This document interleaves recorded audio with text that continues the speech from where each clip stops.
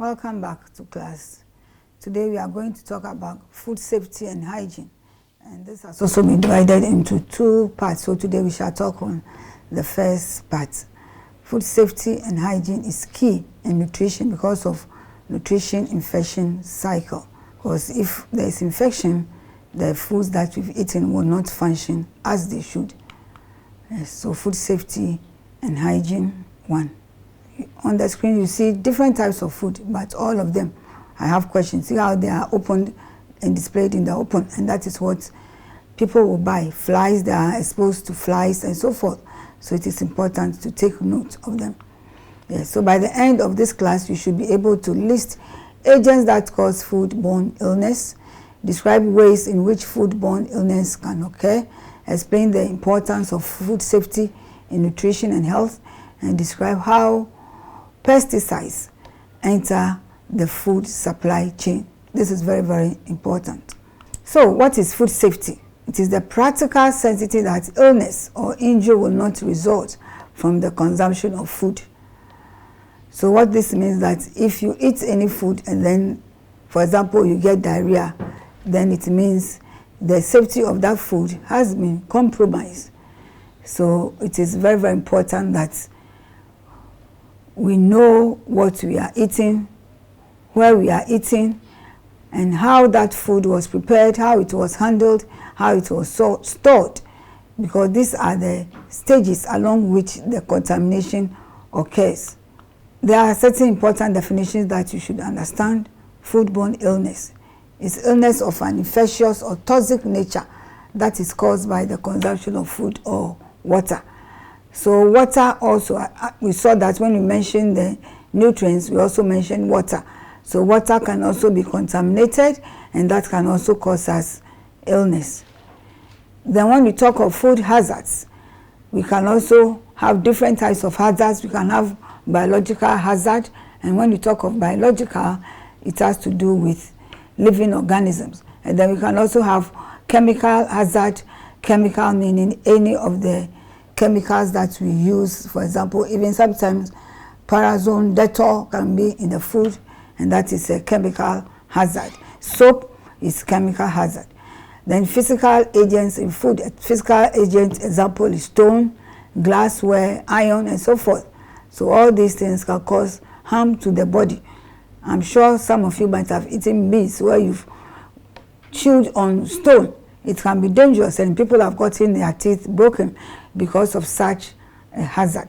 So we have to be very careful. Know that all these things threaten the safety of food.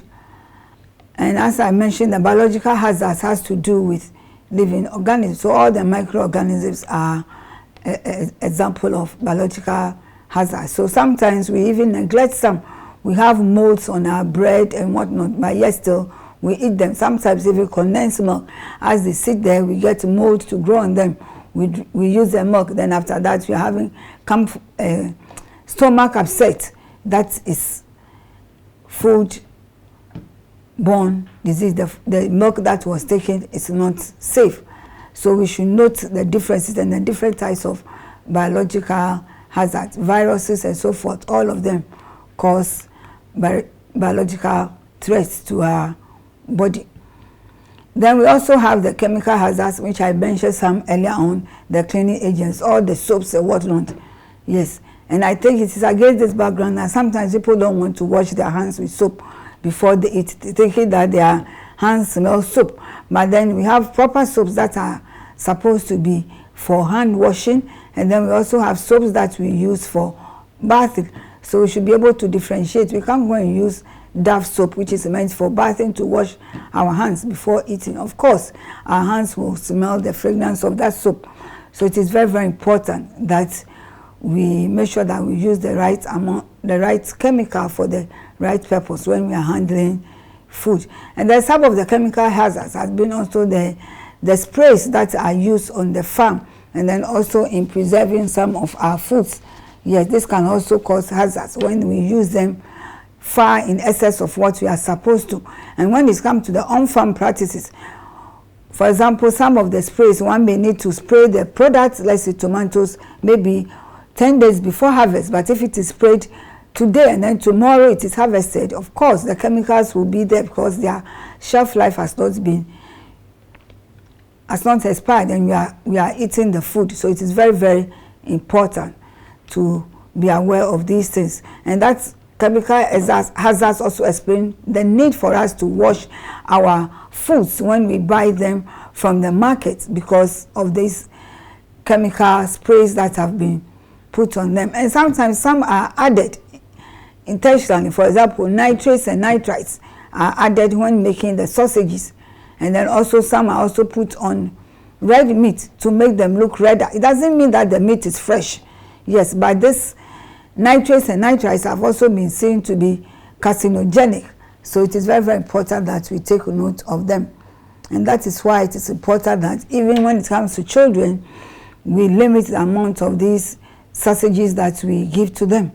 And then the physical hazards, as I mentioned, plastic, glass, waste, and even hair pieces that we find ourselves eating some when we are eating our foods can also be dangerous. Can be dangerous. And these are all hazards that we should take note of. So these microorganisms can cause illness to us when we are talking about the biological hazards, and that is what most people really think of. And they can cause infection, and at the same time they can also cause intoxication for us. So when we talk of food infection, it can result from any of these pathogens when we get them into our system. And there are different types of pathogens, and I have a table which lists a few of them just for you to have an idea of these food pathogens that have caused food poisoning and those that have caused food intoxication. For us to have an idea, you are not supposed to memorize them, but to note them and know that yes, this is possible and that they are there. I'm not going to ask you to list them, no. I'm not going to ask you to do that, but you should know that they are there and they can cause problems for us. So what are some of the signs and symptoms that we see when we eat these foods? Yes, they can cause us to be dehydrated. Some can cause us to have diarrhea, and as we lose a lot of water, of course, we become dehydrated. Sometimes we can also have bloody stools. There are so many disorders that can come out of eating some of these, getting some of these toxins into our system, out of foods that are contaminated. So it is important that food safety is considered in whatever we do. And when we talk of food safety, it is not just what is on the table that we are eating, but we should look at it all the way from the farm to the table, from farm to the fork. Now when we start eating, it is very, very important at every stage what is happening. What are the contaminants that we are adding on? The farmer may spray, the middleman may buy, also add some chemicals to preserve it, and then also in the marketplace, what are they doing to preserve or to store the foods? All these things, how are they storing them? All of them affect the safety of the food. So this chart shows us a path from farm to table, that any challenge that can across this pathway can create a problem. For example, the vehicle that you see on the chart is showing a cold system that may need to carry meat. How do we carry our meat from the slaughterhouse to the marketplaces? Yes, sometimes we see some of them being carried in taxis, boots, even just in the boots like that, without being in any proper containers. So this also is a hazard for us, that as university students, these are some of the issues we need to talk about, to raise advocacy issues that we should cry about and let there be a change. And then on the market, sometimes we go to some shops, yes, we can pick a bag to shop with, but sometimes some of the bags that we pick to shop with, they are also even not clean, some of the local shops that we have around. So these are all sources of contamination that we need. So from farm to table, think about the challenges that can happen, what people are doing, how are they handling the food, where do they put the food to sell, on the floor, on the table, on the ground, anyhow, what are they putting on to sell? Some have candles by the side, the smoke is settling on the fish and the meat and so forth. All these things are safety issues that we need to be aware about and talk about them through advocacy. So for your take home, you should be able to list some physical agents in food that can cause health problems. So once you are able to list them and you identify the health problems that they can cause, then you are getting there. You will be getting ready to write your exams and pass very well. And also I will advise that you continue to do your readings as we are getting, we've almost passed halfway the semester. Make sure if you haven't started, every lecture I reiterate that you do the readings. So if you haven't started, it is important that you do so, because the questions will be basically application questions. You should be able to understand and apply.